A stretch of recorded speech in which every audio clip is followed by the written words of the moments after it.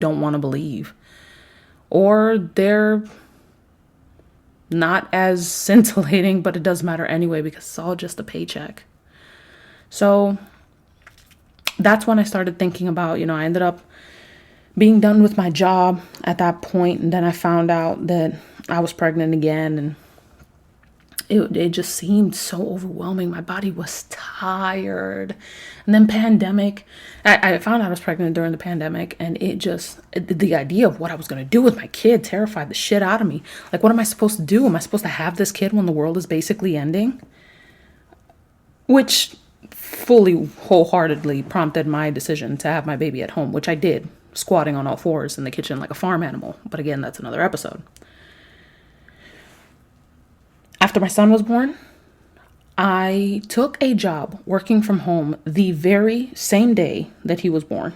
I actually asked for an extension of a day before a medical circumstance that was unforeseen, which was an entire lie because he was born 2 weeks early. I did not think he was going to be born 2 weeks early. I did get the job. I fell asleep on the job often. But I found myself hating what I did. As far as working from home, what I was doing working from home. And there had to be something better. For the third time, I had been diagnosed with postpartum depression. And I didn't want to believe it because I'm like, what are you talking about? I'm not going to smother my kid with a pillow. I mean, crap, I'm breastfeeding my kid. All my kids are on point. They're making it to school. I mean, maybe I'm eating myself to death, but my kids are fine. And that's when I learned that postpartum depression is a lot more than just smothering your kid with a pillow. I needed an outlet. And writing had always been my great passion. So I wanted to go into writing. And I opened up on my, how old was I? On my 26th birthday. I opened up the website and I told myself that I was going to get going. And I will continue the story right after the break. Stay tuned. All right, everybody, and we're back. So, where I left off, I needed to get back into writing. I started the website and I decided that I needed to branch out. I was an absolute nobody. I had spent several years consumed by my children and work that I didn't like. And I didn't like the work, not that I didn't like the children. Although, they did drive me crazy sometimes. But I didn't know how to get back out there. I was the kind of person that wasn't really into social media. I wasn't even popular in high school. I wasn't popular in any school that I was ever at. I was not a social butterfly. Social situations leave me completely inept and awkward, and I say all the wrong things.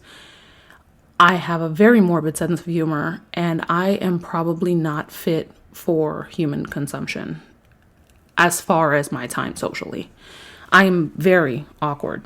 So I didn't have a following on anything. I mean, I deleted Instagram when DMs were first made, which I guess should go to tell you how long it's been since I've been on any sort of social media.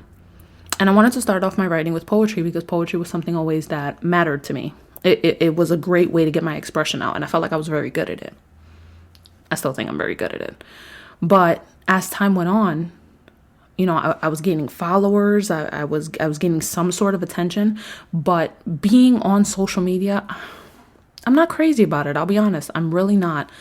It shortens your attention span. It causes you to get submersed and so involved in other people's lives that it's literally, most of it is a facade. Most of it are skits. And I knew people who on social media were the happiest of the happiest. And while they were posting their happy garbage, they were texting me talking about, Angel, you will never believe what this clown did. The same clown that she was in the picture with, giving a kissy face to, or being like, oh my God, my man always thinks about me. And it wasn't like that, which was one of the biggest turnoffs for social media for me. So I finally get back into it and I'm like, you know what? My social media is going to be strictly about my writing. It's going to be strictly about networking. It's going to be getting out there. But even though I didn't see most of it on Instagram, I did see a lot of it on Twitter. There's an entire writing community of people out there who have books and ebooks, and they're trying to gain followers and they're trying to gain recognitions, and they're querying, which is like the writer's term for, putting your stuff out there and hoping somebody will snag it. Then there's the options of self-publishing and whether you should go with an agent and what is your creative liberty with this option or the other. And it was so overwhelming. I mean, come on, I had 3 kids at home. I was dealing with a lot of things by myself. My partner was also a veteran, and he had his own issues and he had his own stuff to deal with in life. And we were just not meeting on the same page. And there were so many expectations that I had that I feel like I couldn't change him as a person, but there were just things that I wanted because I felt like I'd never had, and I felt like I'd been struggling my entire life. So I got discouraged from my writing. And then my world freaking shattered when I had plans set to go be in my house in Maryland for the summer with my kids and with my family and just have a good time. And he ended up getting into this huge accident and breaking both of his legs.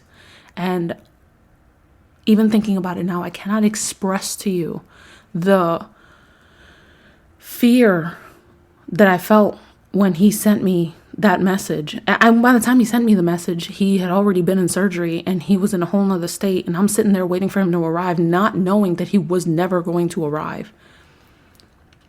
And I just went home. The whole summer was gone. I was helping him out to the best of my ability. And there were things with that too that was just so jacked.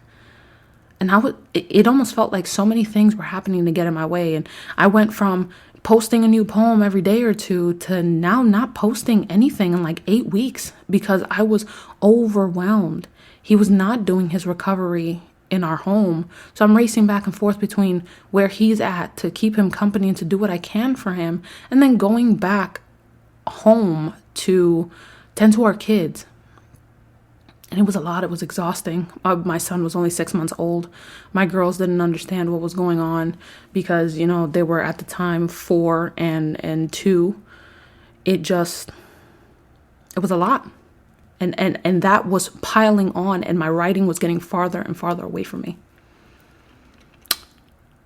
All my aspirations seemed gone. And this idea for spilling the anxiety started forming in my head, but there was just nothing I could do about it at the time. Now, with him gone and with him having had this accident and his recovery time looking at somewhere north of 6 months, my household became a single income household.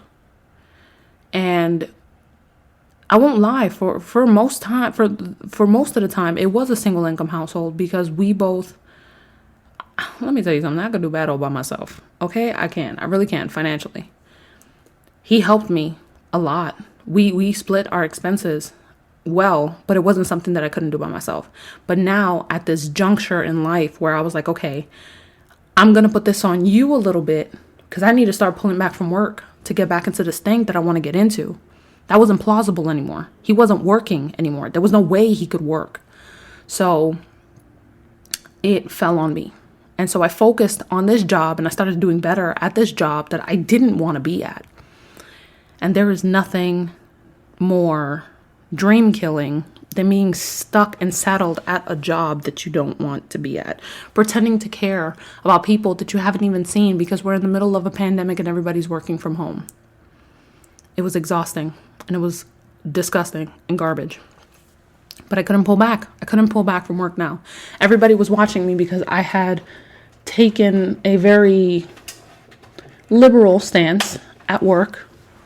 Working from home, that's easy to do. I was a supervisor. I was in charge of a team of agents, and there were certain requirements that I had to meet. But as far as being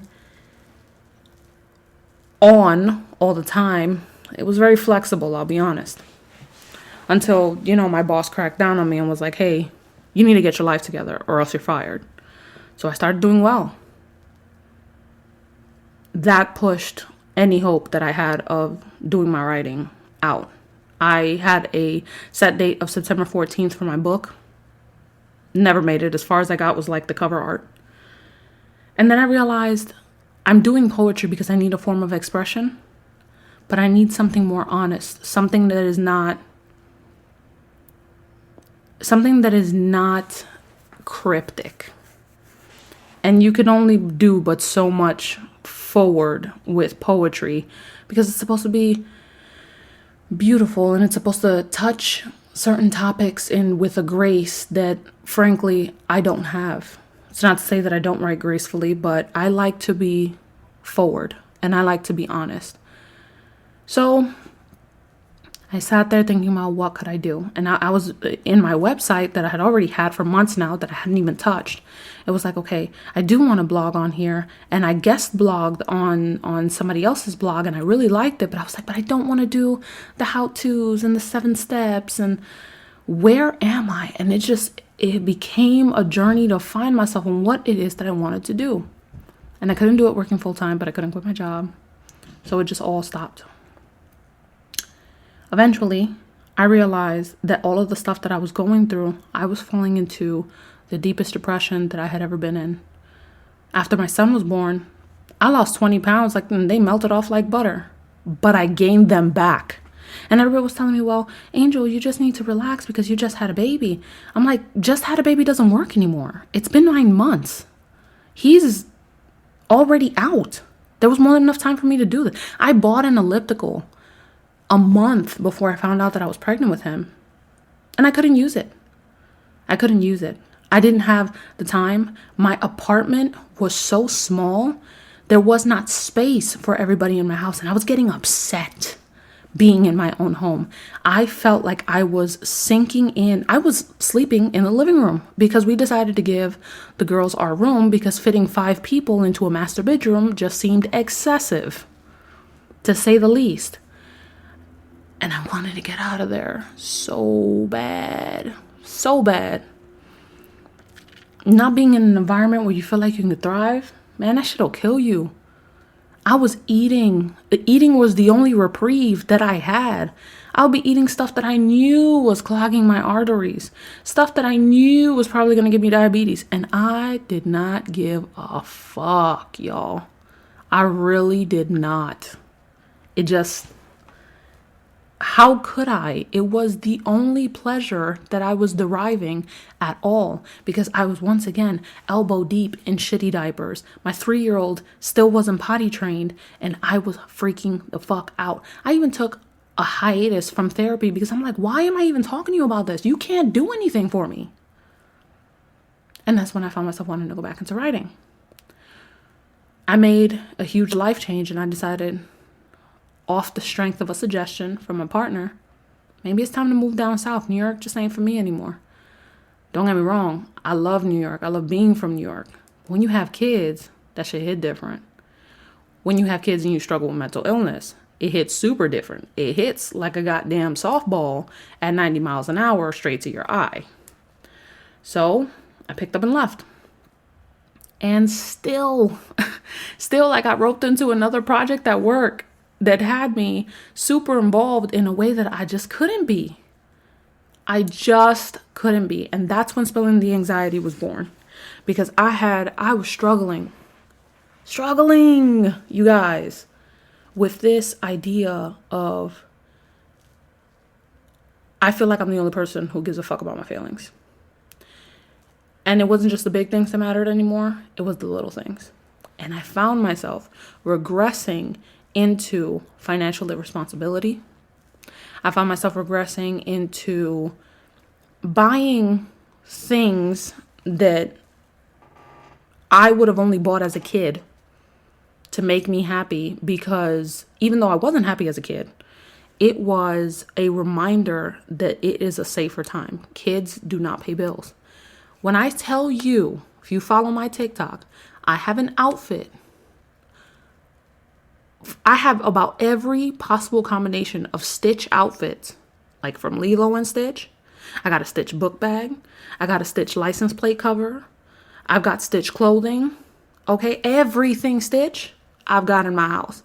And I was wondering, why the hell am I clinging on to this little blue dude so hard now at the age of 26 when I liked them growing up, but it wasn't that deep. And I realized Stitch makes me feel safe.